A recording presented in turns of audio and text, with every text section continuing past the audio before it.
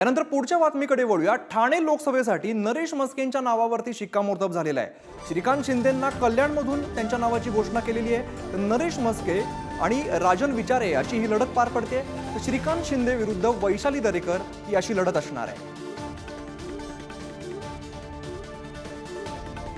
कोण निष्ठावंत ज्यांनी शिवसेना प्रमुखांची भूमिका खुंटीला टांगली, ज्या शिवसेना प्रमुखांनी कायम काँग्रेसला विरोध केला, काँग्रेसबरोबर जावं लागलं तर मी माझं पक्ष बंद करेल ही भूमिका शिवसेना प्रमुखांची होती।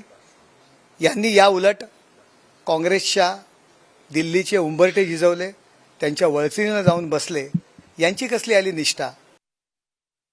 बाळासाहेब ठाकरे आणि धर्मवीर आनंद दिघे साहेबांच्या विचारांना मानणारा जो आहे हा जिल्हा आहे।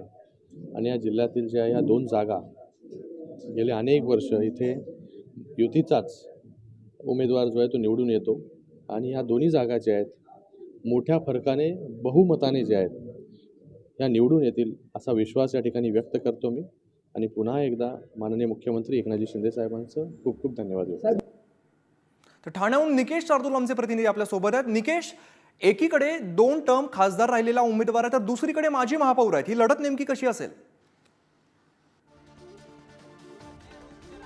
नक्कीच आपण जर पाहिलं तर नरेश मस्के यांना उमेदवारी जाहीर झालेली आहे, पण त्यांच्या विरुद्ध जर आपण पाहिलं तर महाविकास आघाडीकडनं राजन विचारे यांना ही तिसऱ्यांदा उमेदवारी दिली गेलेली आहे। 2 टर्मचा त्यांचा एक अनुभव आहे। मात्र जर नरेश मस्केंचा जर अनुभव पाहिला तर विद्यार्थी परिषदेपासून त्यांचं काम जे आहे ते सुरू होतं, युवासेनेचं काम त्यांनी केलं आहे।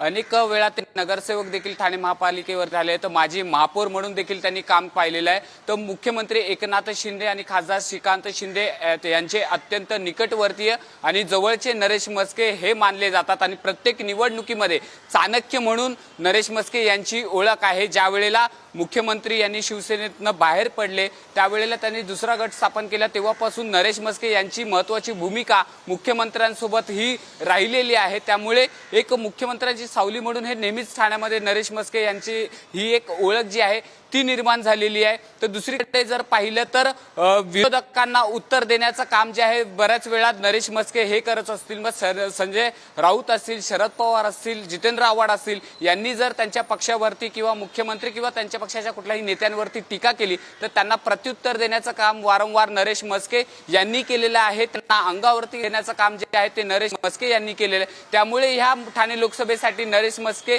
यांचं नाव देखील चर्चेत होतं। त्याचप्रमाणे प्रताप सरनाईक असतील, रवींद्र फाटक असतील, यांच्या नावाची चर्चा असली तरी नरेश मस्के यांचं नाव आघाडीवरती होतं। काल जी काही मुख्यमंत्र्यांच्या घरात जी बैठक झाली त्यावेळेला ठाण्यातले जे काही इच्छुक उमेदवार होते ज्यांच्या नावाची चर्चा होती त्या 4ही उमेदवारांना मुख्यमंत्र्यांसोबत बैठक झाली। आणि ह्या मुख्यमंत्र्यांच्या बैठकीनंतरच आज हा जो काही निर्णय आहे तो घेण्यात आलेला आहे। त्यामुळे आता दिवस जरी कमी असले तरी नरेश मस्के किंवा महायुतीकडनं नरेश मस्के यांचा कशा प्रकारे प्रचार केला जातोय हे पाहणं तितकंच गरजेचं राहणार आहे।